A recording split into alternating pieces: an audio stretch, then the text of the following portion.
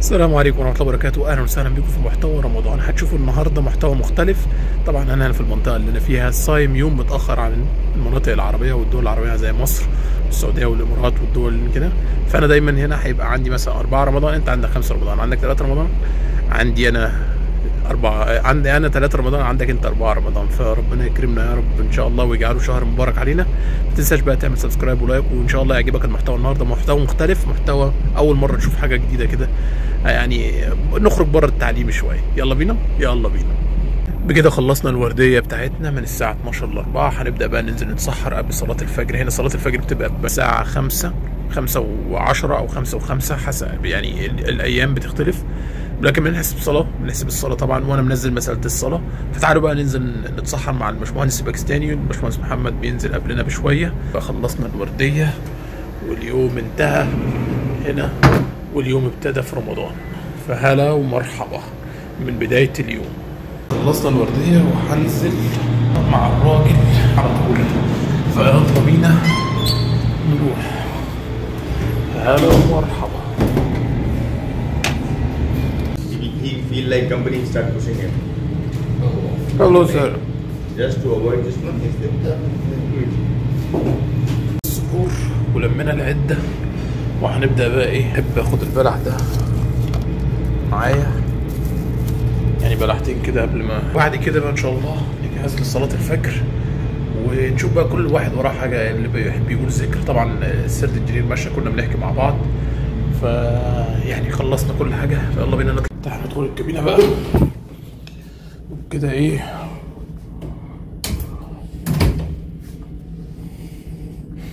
يبقى خلصنا اليوم هنا. تعالوا بقى نحضر نفسنا لصلاة الفجر، عشان خلاص ما عادش فاضل غير هي يعتبر نص ساعة أو أقل كمان. فنبدأ بقى نجهز لصلاة الفجر، ونشرب بقى المية والحاجات بقى بتاعتنا دي، عشان اليوم برضو بيبقى يوم طويل. بكرة نبتدي بقى حياتنا مع الشغل، هنصلي الفجر وبعد كده ندخل بقى على طول ننام بإذن الله وحده. الفجر أقيم وأذن هنا خلاص. زي ما قلنا هو في التوقيت بتاعه بيبقى سريع حبتين، وبعد كده ميعاد النوم بينادينا. يلا بينا. وبكده يبقى نهينا لحد صلاة الفجر، ونستناكم لما نصحى ان شاء الله باذنك يا رب. اسيبكم استنونا.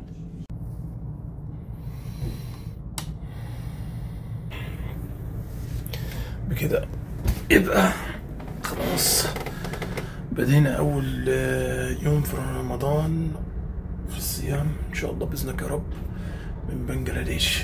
طبعا من المعتاد ان بيبقى فيه قله نوم كده، ساعات بتصحى ما بين النوم هنا وهنا وهنا. يلا صباح الفل هنقوم. حد هيسال انت ليه لابس صيفي وشغل مروحه وبتاع؟ هنا في بنجلاديش الجو مختلف فعلا. بالليل ممكن تسقع خالص، وفي النهار نار بجد والله، لان ده هو القرب من خط الاستواء، بيبقى دايما الظروف الجويه مختلفه شويه يعني، والناس بحار عارفه الكلام ده. فهنا تبقى نايم مثلا ببطانيه بالليل، تزقها من الحر وتشغل المروحه. يعني بصحى كده بقى مش قادر، عرقان، وانا نايم بالليل تلج. فده العادي هنا، ده العادي هنا. شمس قويه النهارده قوي. خلاص ظبطنا الاوضه او الكابينه زي ما بيقولوا، طفي الانوار. يلا بينا نلبس ونطلع على طول على الورديه. طبعا العسل. طبعا الورديه في رمضان طلوعها بيبقى صعب بس الحمد لله مركزين يعني. الورديه من السردميت، وبصيت على الاجهزه بتاعتي وبصيت على الحاجات، وهبدا اطلع استلم دلوقتي بره الجو، اشوفه ايه الدنيا ازاي بره. ده مهم طبعا، انتوا عارفين استلام الورديه والف المخطف برضو هنا عشان حته السكيورتي. هحكي لكم بقى شويه في بنجلاديش ايه المفروض تعمله. جدا بنجلاديش مختلفه شويه في حاجات كتيره جدا في كدوله يعني وكمينا. يعني لا الرادارات تمام، الكابلات تمام. طبعا هناخد تور حوالين البريدج، نبص برضو على الحاجات اللي بره وكده. ما علينا، احنا كنا قلنا الحاجات دي سيبونا، انا هعملها دلوقتي. بس ركز في الحته اللي انا هقولها لك لما تيجي اي بلد في بنجلاديش او في الهند. استلمنا الورديه، ده الوقت اللي ديلي جيم تيست، وانتوا اكيد هتشوفوا في حلقه السكن ميت وشغل السكن ميت بيبقى عامل ازاي، انا بعمل ايه. فبلاش نضيع وقتنا هنا كتير، او مثلا بس هقول لكم ايه الطبيعه اللي انا بعملها بعد ما استلمت الورديه يعني. يلا بينا. لما استلمنا الورديه وعملنا التيست كده اليوم بدا يمشي في رمضان، والناس بدات تسال على عندي هنا الناس دايما بيسالوا على القبله. طبعا احنا بنعمل ايه؟ تعال نقول لك.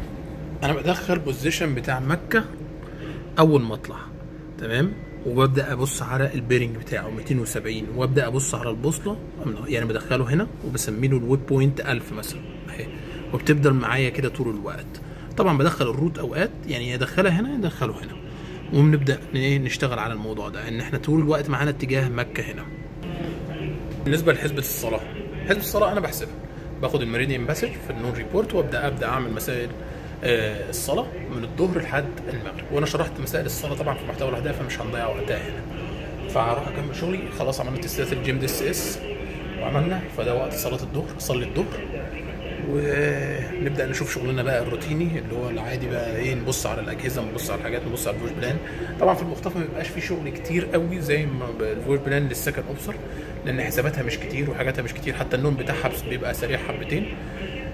انا كنت عايز احكي لكم على بتاعه بنجلاديش، بس اول اروح اصلي الظهر وارجع تاني، استاذن بس الاول من الكابتن وبعدين نشتغل على طول على الحاجات اللي احنا عايزين نتكلم فيها. يا هلا ومرحبا ورمضان مبارك عليكم وكل عام وانتم بخير. الحاجات اللي كمان اللي بعملها في رمضان ان لازم احسب صلاه المغرب وصلوات الظهر وصلاه العصر وكل الصلوات عن طريق المركب دي. احنا 3 مسلمين، واحد باكستاني وواحد مصري اللي هو في المكنه مهندس ثالث ومهندس كهربائي، فاحنا من ايه بنتداول مع بعض موضوع الصيام، وبننزل ونفطر مع بعض ونصلي مع بعض المغرب، وساعات نصلي مع بعض العشاء والعصر لو لحقنا مع بعض ننزل على طول، وهكذا يعني فاهم. في مراكب بقى بيبقى فيها الجو اظرف واحلى لو في مسلمين اكتر. يعني انا حضرت رمضان قبل كده، انا ما حضرتش رمضان بقالي 3 شهور، قصدي ب3 عقود. ده اول مره اقعد بقى من 3 عقود او عقدين احضره هنا على المركب. اخر مرتين حضرت في نصه في البيت، والسنه اللي فاتت اللي هي في 2024 بقى 24 حضرت كله الحمد لله. عشان كده تحس ان الحنين لرمضان في البيت افضل يعني، بس طبعا في المركب بنقدر نتعامل. ونطبع الورق بتاعنا. كنت بعمل طبعا دي اصعب من شغلانه الاستشناري، كنت بحضرها، وطبعا زي ما انتم شايفين كميه الشغل بتزيد يوم عن يوم على رأي البشراي، يوم ان الشغل ما بيخلصش في المركب. عملت الا اللي طول ما انت موجود على المركب هيفضل الشغل كل يوم يزيد، حاجات تدريبات ورق، فلسه شغالين. هنحط الورقه دي هنا وبعدين نحكي لكم قصه بقى بنجلاديش. في كباتن لما بتشتغل معاهم هو عارف يعني ايه رمضان بالنسبه للمسلمين، فبيعمل بقى اجواء وبيبص الطباخ وبتاع والدنيا. وفي كباتن يعني على الله، ما بس ديت مش حاجه يعني هو مش مطالب انه يعمل كده، بس احنا عندنا الشركه يعني بتحفز على الموضوع ده يعني. المهم تعالوا يعني بعد ما خلصت يمكن الساعه داخله على 3، فاضل ساعه على الشغل، هخلص حاجه كمان ونرجع نتكلم.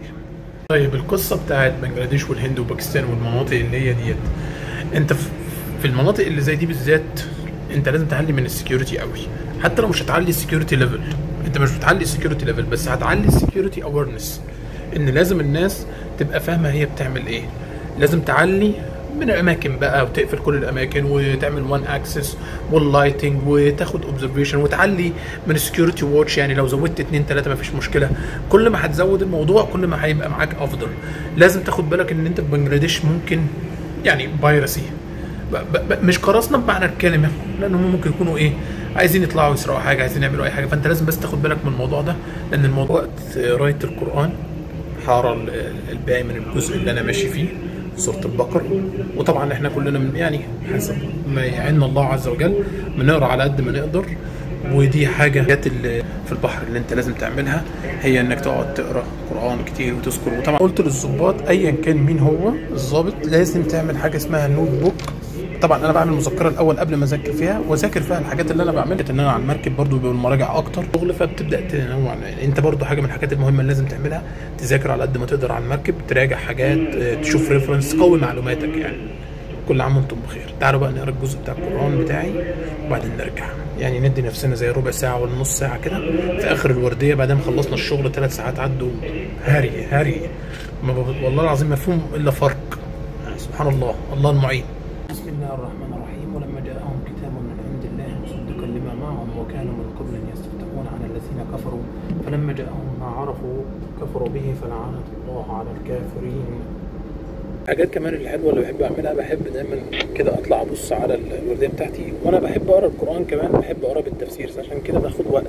يعني ممكن الايه تقعد معايا شويه حلوين، يعني احب اقرا الايه كده واقعد في تفسيرها شويه وادور على النت وبتاع، او ابحث في الكتب اللي معايا. يعني ما بحبش اعدي الايات كده، سبحان الله عز وجل، احب اقراها كده. فممكن اقعد في جزء واحد مثلا يومين ثلاثه حتى يعني. وفي ايات طبعا بتعلم في القلب فبتفرق معاك، فانا بحب اقرا الايه كده واقرا تفسيرها، دي حاجه من الحاجات الحلوه كمان.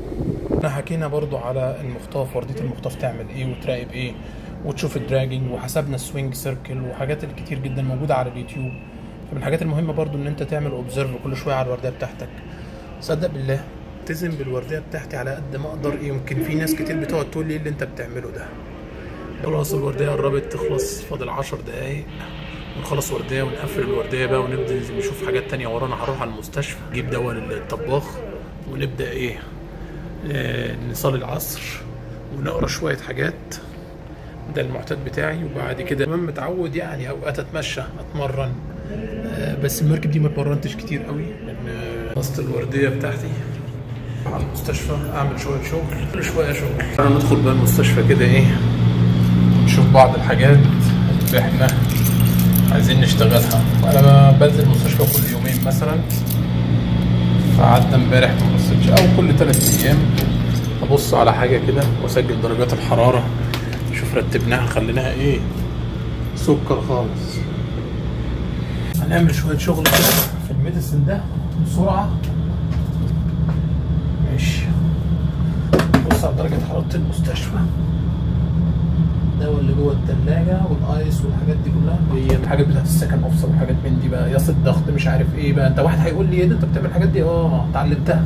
اعمل ايه؟ يلا بينا. You are ready burger this? Yeah, burger. Okay, nice.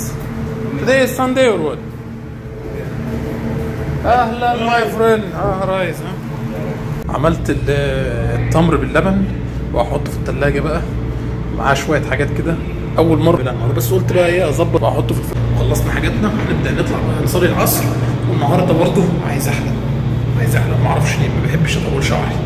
العصر هنا بيأذن 16 22 دقيقه، يعني خلاص هيأذن اهو. اتوضى بقى بالمره ايه هصلي العصر قبل ما انزل احلم. خلصنا صلاه العصر ونقعد نسبح شويه كده، وبعد كده ننزل على الحلاق او البحري اللي هو الحلاق يعني اللي معانا. احلق شعري ده واحد هيقول لي انت فيك شعر. انا ما بحبش اساسا الشعر يطلع. نبدا نحلق بقى شعرنا دلوقتي اهو، بيجهز العده خلاص، برازيل وبتاع.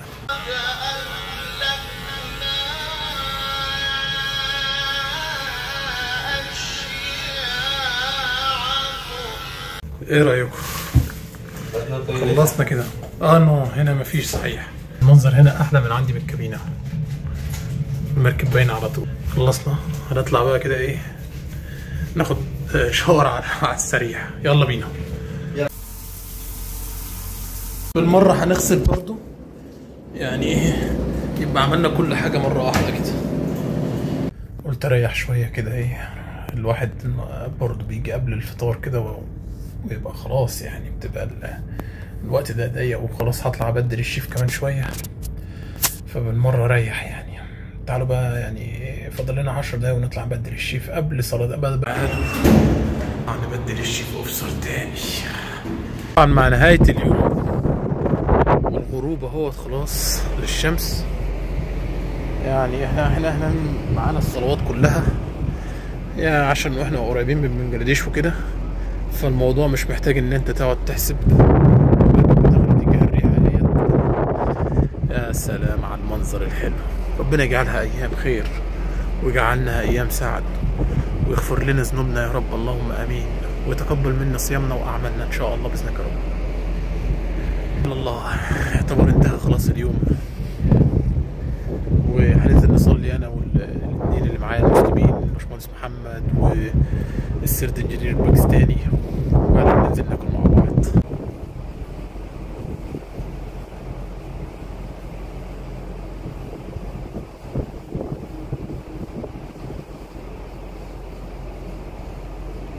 سبحان الله خلاص بتختفي اهي الشمس كده، يعني فاضل لها 5 دقايق بالظبط وانزل على طول افطر مع الناس ونصلي المغرب، وبعد كده نفطر يعني ناخد التمر بتاعنا وبعدين نفطر على طول. وسبحان الله شعور جميل جدا، فاهم؟ شعور حلو خالص بتاع رمضان ده، بركه كله. ناخد البلح ونروح مع الناس والمصليه. طبعا الدنيا متركبه عشان يعني بنعمل نظافه كده، فيلا نروح نصلي مع الجماعه.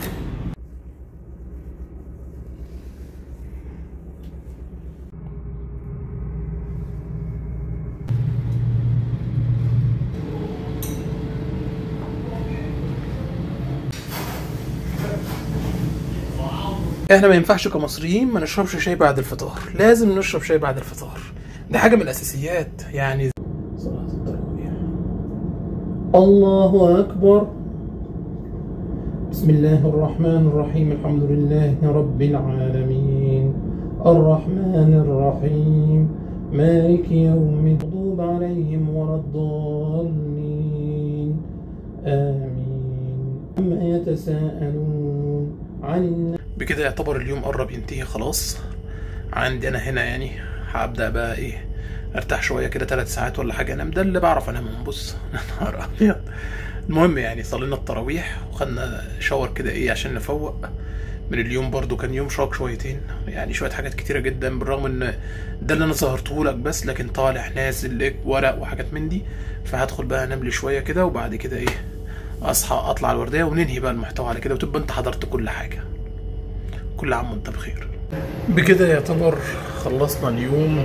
طبعا طلعت الورديه بتاعت الساعه 12 ل 4 اهيت، ما لحقتش انام طبعا. يعني هو كده بيبقى ساعات في ورديات كده وساعات ورديات كده، بس الحمد لله رب العالمين. اتمنى يكون المحتوى عجبكم، اتمنى اكون قدمت لكم حاجه غريبه ومختلفه شويتين، بحيث ان انتوا يعني لو عايزين تشوفوا حاجات من الطابع البحري بعد كده بقى نبقى نقدم الحاجات العلميه ان شاء الله باذنك يا رب. ما تنساش بقى تعمل سبسكرايب ولايك وتنشر المحتوى على قد ما تقدر، ويكون محتوى مفيد من يوم الضابط البحري على السفن او على المركب عندي. انا ما اعرفش الناس بتعمل ايه تاني، بس ده اليوم بتاعي انا هنا في رمضان. هو يمكن تقريبا كده بنسبه كبيره هو ده اليوم بيمشي كده. يلا هروح اكمل ورديتي انا واشوفكم في محتويات تانيه كتير. السلام عليكم ورحمه الله وبركاته، وشكرا لكم جميعا. مع السلامه.